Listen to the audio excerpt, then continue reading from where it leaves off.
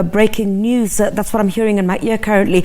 Let's cross now live to our reporter in Mpumalanga, Tumelo Machogo. We do understand that at the Witbank Hospital there are some nurses who have downed tools there. Tumelo, a very good, it's still morning, is it? Yes, very good. It's afternoon, in fact. Good afternoon to you, Tumelo. I think we've got you on the line. Do you have some details for us on what this nurses' strike is about?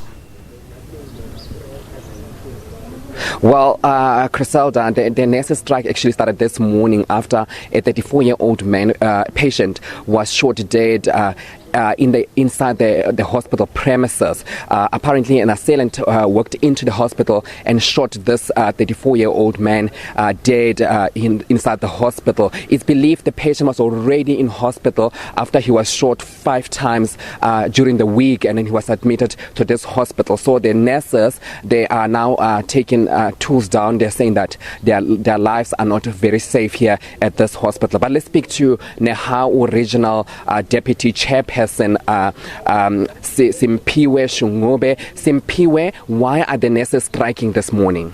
I think you are correct. Last night someone was killed in the hospital, and inside the wards someone from outside. Then we received a call from our members that we are representing in this hospital. Then we came.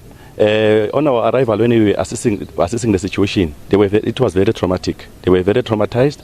And then we came this morning. We tried to communicate with the provincial government to inform them about the current situation, to come so that we can find a solution on this matter. In fact, the main issue is the issue of security. It's not the first time that we are raising this issue. Early this year, it was raised, and the provincial government made a commitment or a promise that they will correct it. They will try to improve the security.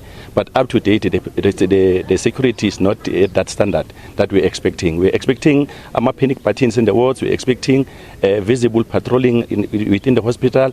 We're expecting the provincial government to also to work with the SABC, the police, because if you can check around, all the hospitals are next to the police stations, but the police stations are not coming to the hospital to do patrolling and all that.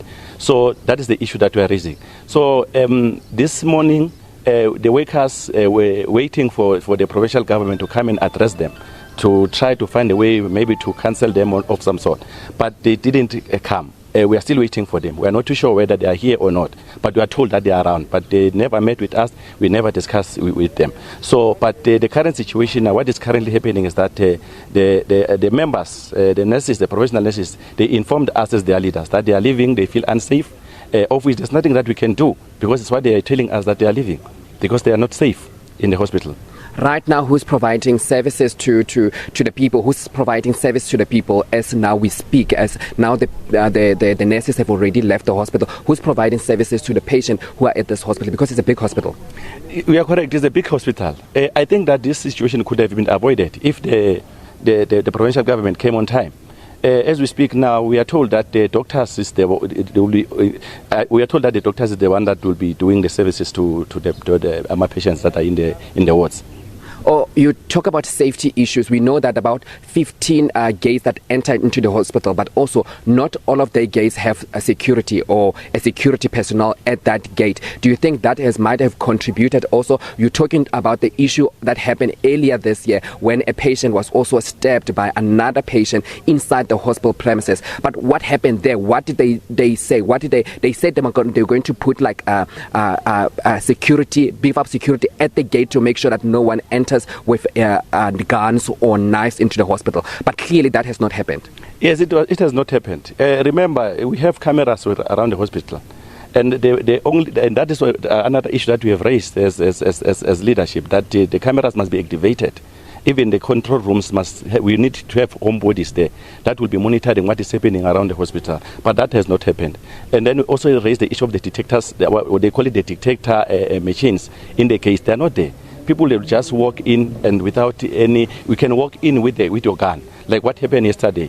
If our resolution and proposal were implemented, I think this situation could have been avoided. But this is not the first time you guys are raising safety issues. We go to a number of hospitals. Even last week here in Gangala region, a doctor was also forced to help a patient in Mpumalanga area. That issue also have not been resolved, and people there, the doctors there, obviously they don't feel safe. Yes, we had at hospital last week. We went there because we really care about our members, the well-being of the doctors, because they are providing key services to the people. So these issues of security is a very serious concern. And I think if the provincial government can take a firm decision on this matter, then they can help us, because they need to improve their security. It's not improved.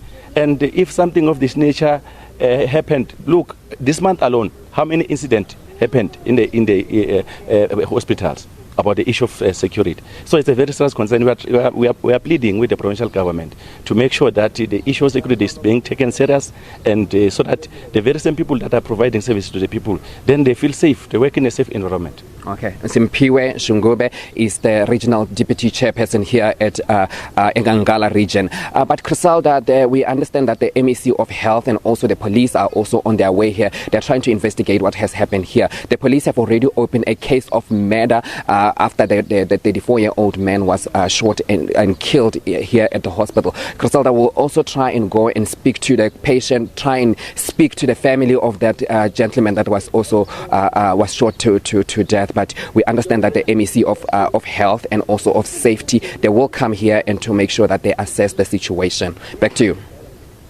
Well, thank you very much indeed, Tumelo Machogo.